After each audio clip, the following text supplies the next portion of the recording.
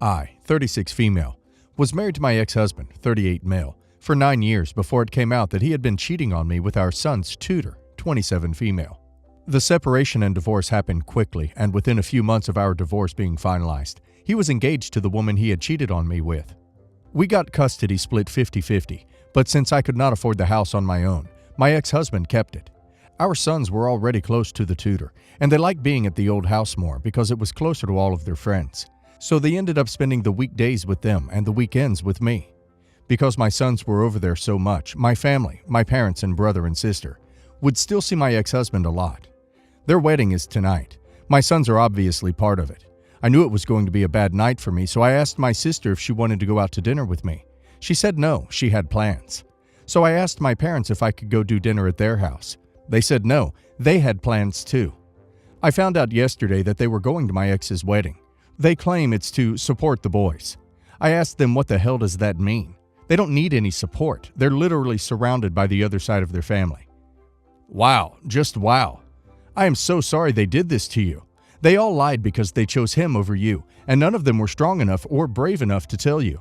They broke your trust, betrayed their daughter, sister, for a cheater and his mistress. Cowards, the whole lot. I would need space away from my folks. They broke your trust. The lack of support and emotional awareness of your family is shocking. You have lost your marriage, home, and majority custody of your children because your husband cheated and betrayed your trust with someone you trusted with your family and children. That is not okay, and the fact they are maintaining this level of closeness with your ex also isn't okay. They don't need to be with him to have a relationship with your children. How they can stomach being in your old home with him and his affair partner, validating their appalling behavior, is beyond me. The fact this was all done behind your back without considering how it might make you feel is awful. Your family are so in the wrong, and don't allow your family to push you into thinking it's okay. But now you know, and you can move forward understanding where their priorities lie and build boundaries and expectations that suit you. I'd let it be known that you are furious with them and that they will have to go through your ex to see your sons.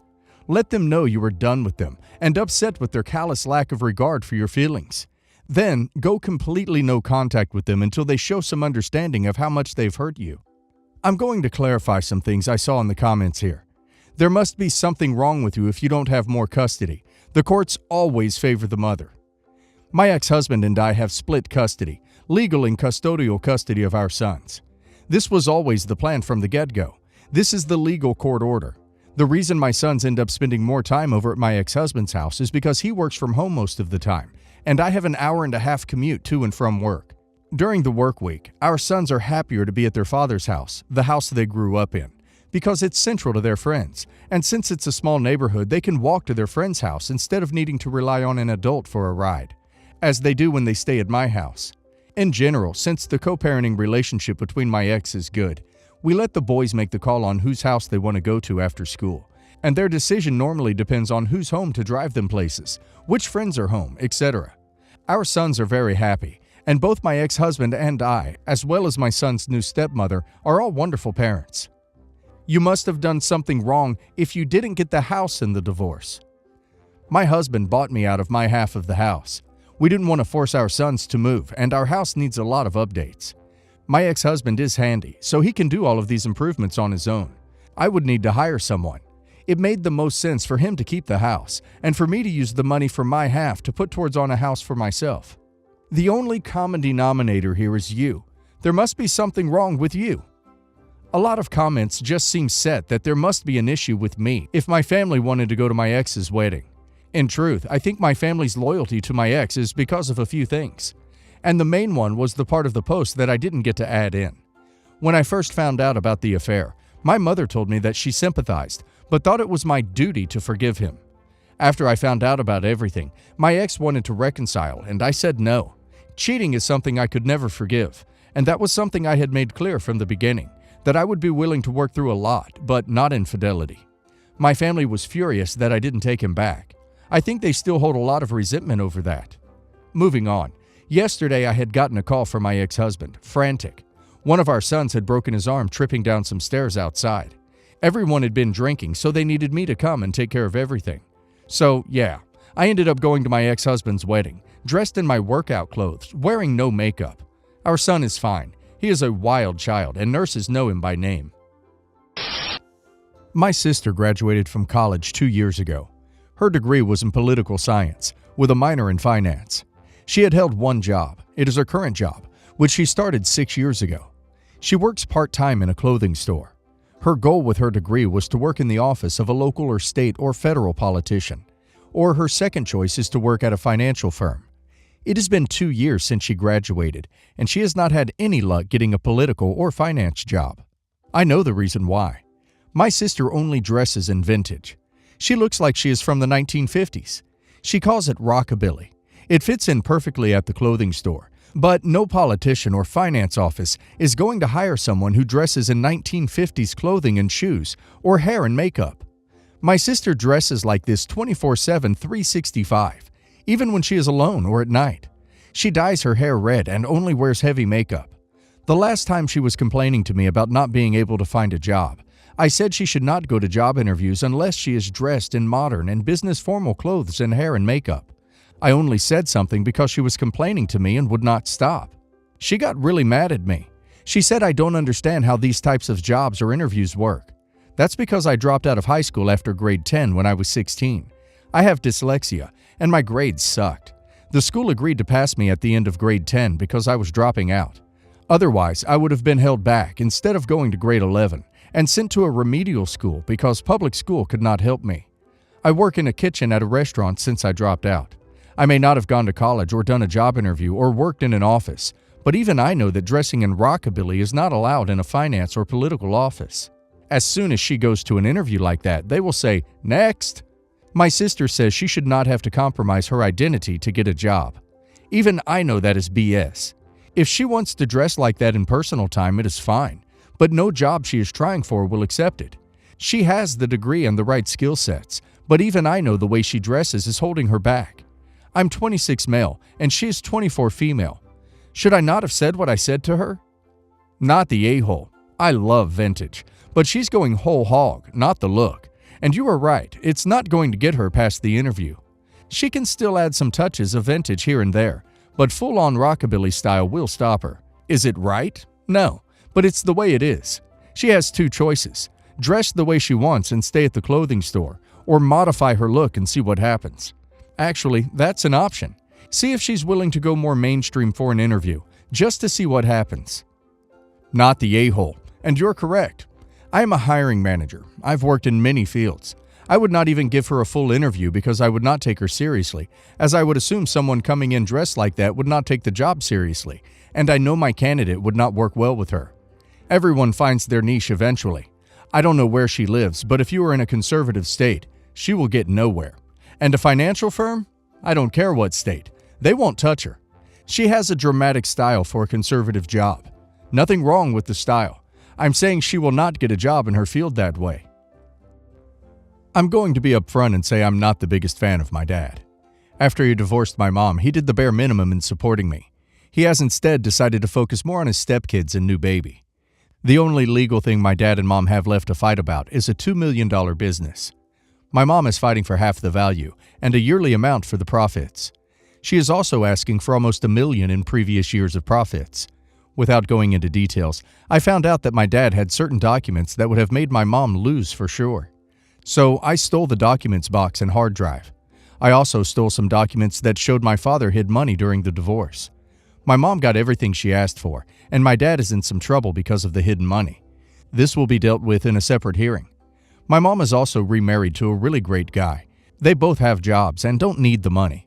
My dad, however, is really hurting from the loss. It's looking like his family needs to move to a smaller house. No one suspects I did this. I think he deserves it, though. His new wife is also kind of an a-hole. I feel like it's karma. Am I the a-hole?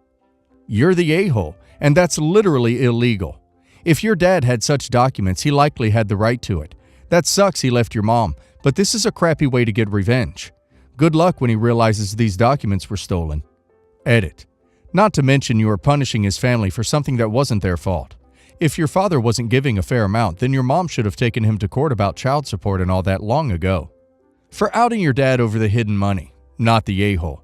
For cheating your dad out of what he rightfully owned, yes, the a-hole. If there was one set of documents which proved your mother wasn't entitled to what she is suing for, There will be others, so this is almost definitely coming out during an audit or something. Not the a-hole. I had a friend called Mary, had 3 kids, and was married for 18 years, before her husband Dan left her for a 22-year-old S. I'm not saying she was a S because she was sleeping with a married man. It takes 2 to tango. The husband is a jerk.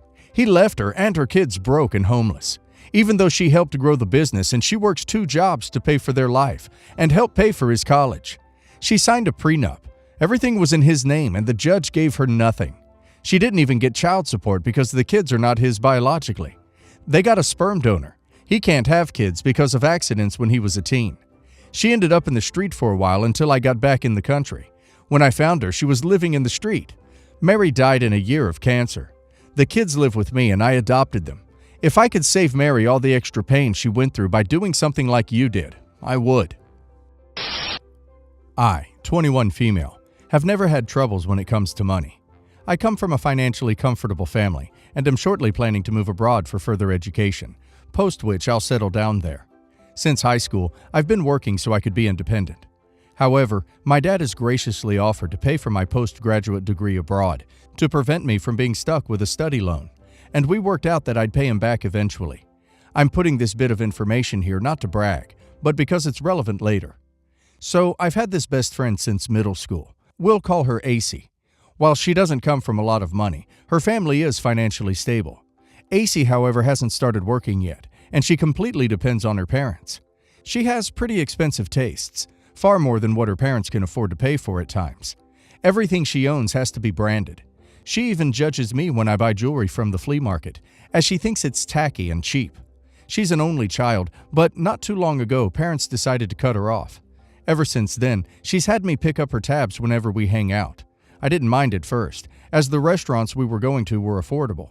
AC has wanted to try this fine dining restaurant at the expensive side of the city for a while, and we had a huge festival, cultural, going on. This happened approximately 2 weeks ago.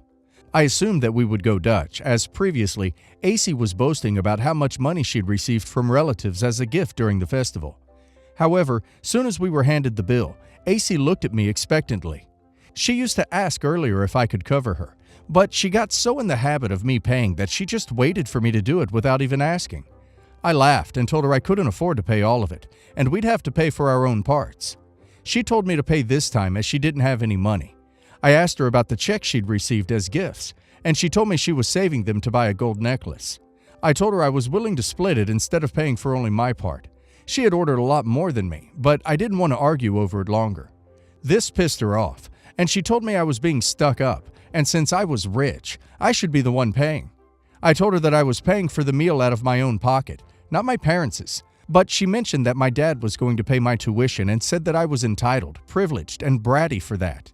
And since he was helping me with moving abroad, I could afford to spend a little. She also accused me of not caring for her or our relationship.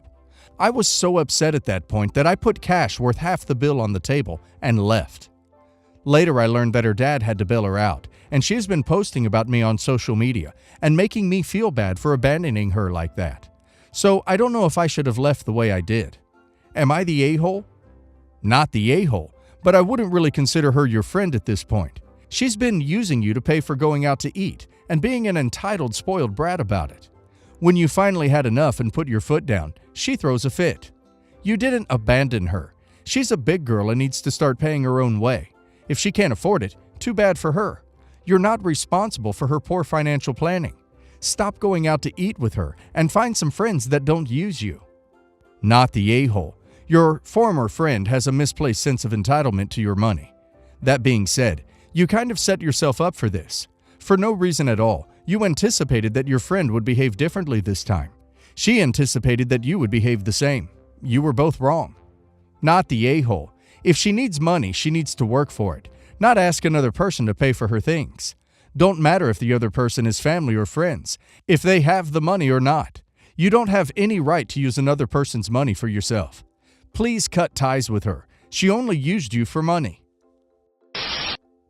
My 25 female cousin, 27 female, got married last month to her coworker, 45 male. We were close in our childhood, but lost touch growing up and barely interacted. I got to know from my parents she was getting married and I was really happy for her. However, I got to know a couple days later that her parents are totally against it, as they found out he was previously married with 3 kids, and as per her parents, their affair began while she was still married to his ex. My cousin denied it. They refused to participate in the wedding and tried to convince her to reconsider it. They involved other people, including my parents, and everyone tried their best to either persuade my cousin or convince her parents to give her their blessings. I talked to my cousin about it, and she said they are in love and she cannot imagine life without him. I told her it's her life, so she can do whatever she wants, but I agree with her parents, and I won't play a part in convincing them to bless her. Her parents finally agreed, and everyone from the family attended the wedding. Yesterday, my cousin called me to tell me she cannot live with the man. She said he hardly helps her in chores, and his kids absolutely dislike her. They also have a difference in religious opinions, and he tries to impose it on her. I asked her if any physical violence was involved, to which she said no. She's asked me to help her out as her parents are not ready to help out. I told her I can lend her money if that's an issue. She says she needs emotional support now, and I should help her mend her relationship with her parents. I absolutely refused. She kept on pushing on how I should help her out as she married this man for love, but got deceived, etc. I pointed out that she willfully ignored everyone's advice, and now she wants help when things have gone south. I told her I can only provide temporary financial help, but she should not expect more from me. She started sobbing and called me names. Am I the a-hole here? Not the a-hole. Willfully had a relationship with a man who had a wife and kids. Didn't care of the impact to his kids. Didn't think for a second that they'd rightfully despise her. She went with a guy who didn't care for his wife or kids' feelings and married someone 18 years younger. She knew his religion before, and she should have lived with him or been in a relationship for a couple of years before marrying someone with kids anyway. She absolutely does not deserve any emotional support. You offered money. You asked about physical aggression. I'm sure her family would also pluck her out if he did become aggressive too. But she deserves zero emotional sympathy. She can give that to his wife and kids. Not the a-hole. You're allowed to have boundaries, but it feels like she's also in a tough space. It's good that you can provide some assistance, but it's fine for you to draw the line at certain emotional work. It's also understandable that she's upset by that, as long as she's not lashing out at you. She becomes the a-hole when she pushes your boundaries, though. She needs to accept your no. Not the a-hole. You and your cousin were not even close anymore in your adulthood. Why in the world would anyone expect you to suddenly be obligated to be there for someone that did not try to have a relationship with you, broke up somebody else's marriage, and now expect you to be there for them because nobody else is? This is not your obligation. She created this mess. This is not someone that even listens to guidance or instruction. Yes, people can say whatever the heck they want, but at the end of the day, this is not your responsibility. Misery loves company, so she is going to call anyone that is going to answer and try to push her problems onto them. I wouldn't answer those phone calls if I were you. I wouldn't let this ruin my day.